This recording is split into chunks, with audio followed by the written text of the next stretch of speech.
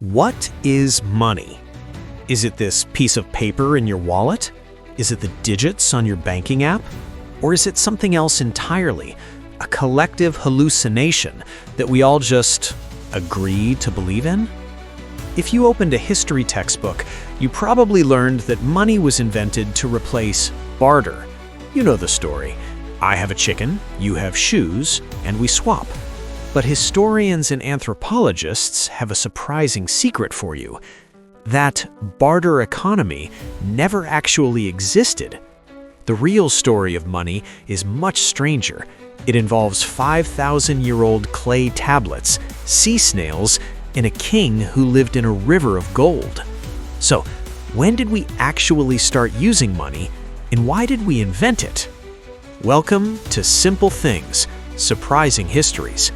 Today, we're decoding the most powerful tool humanity ever built.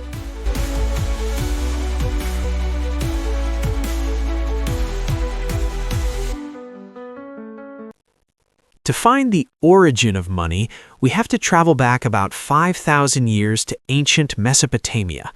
But don't look for coins. They hadn't been invented yet. Instead, look at the temples.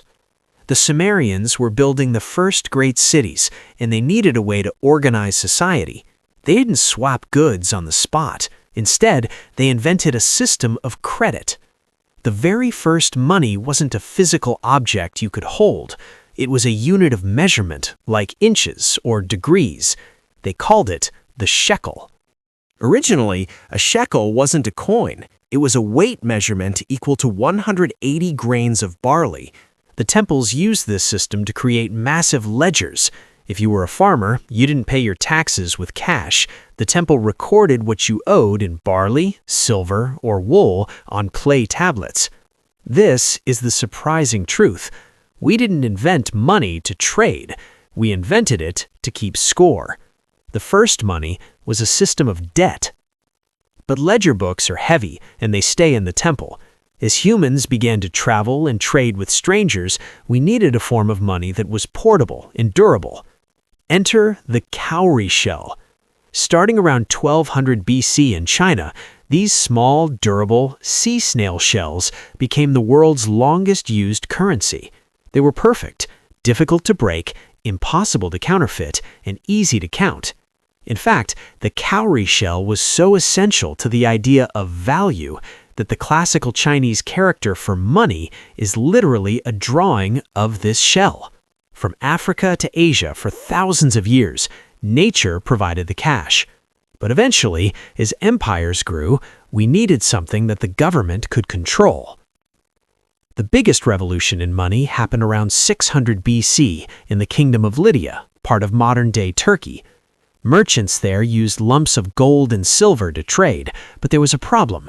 Every lump was a different size and purity. You had to weigh and test every single piece. It was a nightmare.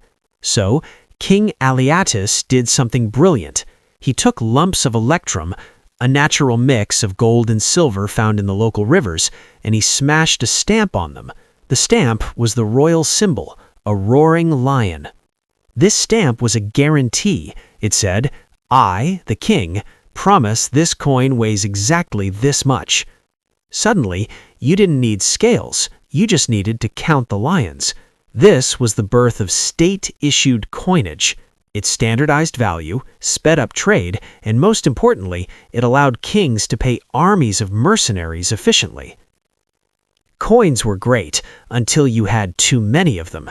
By the year 1000 AD, merchants in Song Dynasty China were sick of carrying wagon loads of heavy copper coins. They started leaving their coins with trustworthy agents and carrying paper receipts instead. The government realized these receipts were actually better than the metal. They took over the system and printed the world's first official paper money. They called it flying cash because, unlike heavy gold, it could blow away in the wind. But while China was printing cash, the rest of the world remained skeptical. When Marco Polo returned from China to Europe in the 13th century, he told stories of the emperor using paper bark as money. The Europeans didn't believe him. To them, the idea that a worthless piece of paper could buy gold was pure alchemy. or madness. It took Europe nearly 600 years to catch up. The first attempt happened in Sweden in 1661, but they printed too many notes and the bank collapsed. It wasn't until the founding of the Bank of England in 1694 that paper money finally stuck. Even then, every note was just a claim check for real gold sitting in a vault. So, when did the whole world finally switch to using paper money that wasn't backed by anything? Believe it or not, that only happened recently. In 1971, the United States severed the final link between the dollar and gold. Suddenly, for the first time in history, the entire world was trading with fiat money, money that has value simply because the government says it does. We had finally returned to the very beginning, a system based entirely on trust.